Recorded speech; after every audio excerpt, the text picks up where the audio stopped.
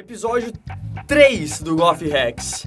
Eu vou responder se eu sou tão calmo como eu aparento, será? Eu vou responder também o que me tilta, como eu faço para não tiltar e qual foi o meu maior blefe. Então eu vou contar tudo isso nesse episódio. Golf Hacks, suas perguntas, os meus hacks. Solta a vinheta.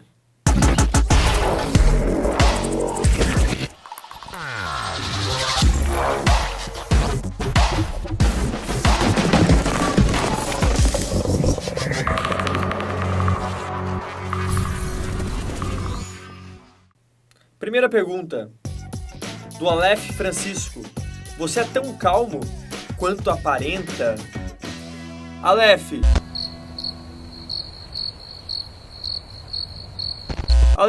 calmaria não combina com Gabriel Goff. Eu gosto de adrenalina, eu gosto de ação, de action todos os dias. Obviamente que para você estar nessa pressão, para você estar todos os dias tentando subir a maré, tentando subir o seu próprio limite, você precisa de controle emocional, você precisa estar respirando com calma, precisa estar controlado, precisa ter controle emocional. Então, às vezes, as pessoas confundem os conceitos de controle emocional com calmaria. Não, é muita pressão, mas com realização, com controle, com paciência, com calma. Faz sentido? Bora para a próxima. Pergunta do Éder Ribeiro Martins. O que te tilta? Como você busca o controle emocional para continuar jogando depois daquela bad beat de 2 outs? Do que me tilta hoje em dia são muito poucas coisas. Nem sei te falar. Por quê? Porque não é que você não tem mais problemas emocionais durante o jogo, que você não fica bravo. A questão é que você cria tanta consciência para o seu próprio tilt que você consegue sair do jogo imediatamente.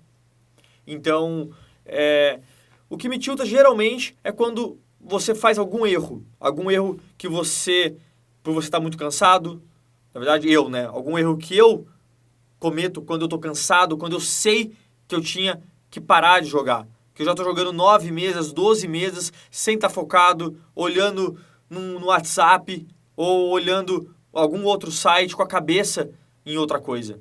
Então, eu percebo isso rapidamente e quando eu não consigo parar imediatamente naquele momento, isso me tilta. E como que eu busco o controle emocional para lidar com situações muito extremas de bad beat? Cara, primeiro é você entender a matemática do jogo, é você entender o porquê aquela mão vai ocorrer, se você está lá jogando muitas mãos.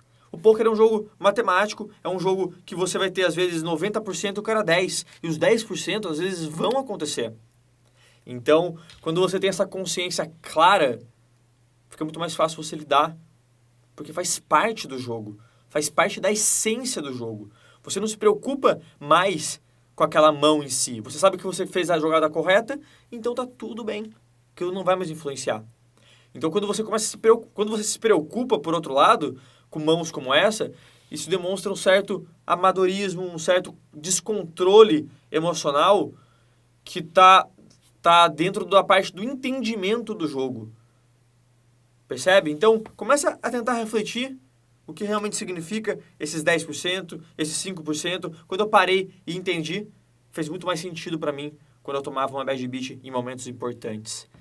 E sem contar também que a nossa memória é seletiva. Então, muitas vezes, você só está lembrando das vezes que você perde, mas você não lembra das vezes que você ganha. É memória seletiva para o negativo. Então, percebe isso, tenta entender que isso vai fazer muita diferença na sua vida como jogador, porque as bad beats vão ocorrer para todo mundo. A diferença entre os tops e os amadores e os médios vencedores é quem entende 100% isso e consegue jogar o seu melhor independente da variância, independente das cartas que vierem.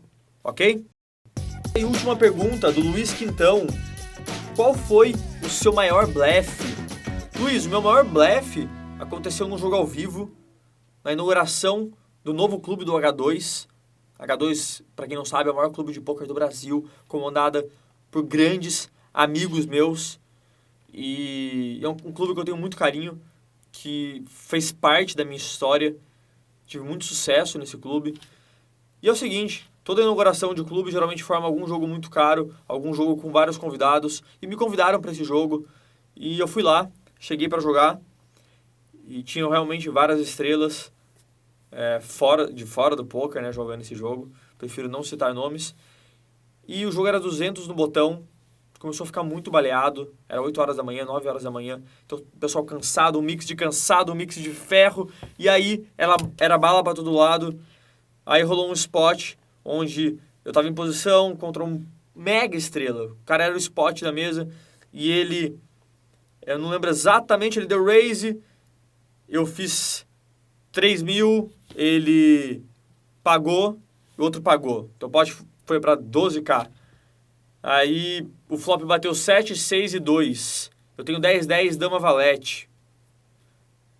Ele check, eu aposto, ele call. Fora de posição. No turn cai um 8. Fica 8, 7, 6, 2. Eu tenho 10, 10, eu tenho os blockers do 10 e 9. E ele entra potando. Ele pote. Então 12, 13 mil. Nesse momento eu penso e faço tudo 45 mil. Lembrando que estamos 100 mil reais deep. De frente, né? Então o jogo está caríssimo e eu penso um pouco e faço 40, 45. Ele pensa e paga. River, blank total. Talvez um 8, 7, 6, 2, 3. Dama.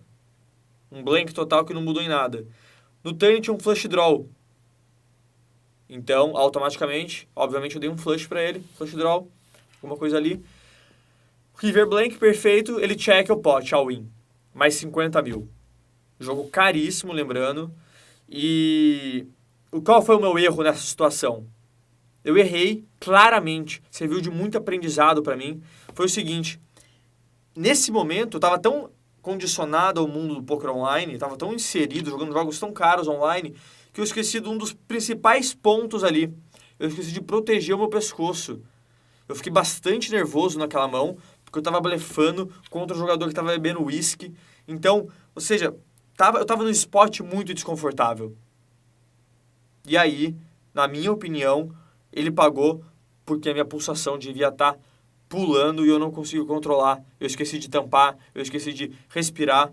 Então foi um momento de amadorismo da minha parte, no pote mais caro que eu já joguei. Então, o maior blefe que eu já fiz, qual foi o meu maior blefe? Foi isso, a operação foi um sucesso, pena que o paciente morreu. No caso, o paciente era eu, caí duro e perdi muito dinheiro nesse dia.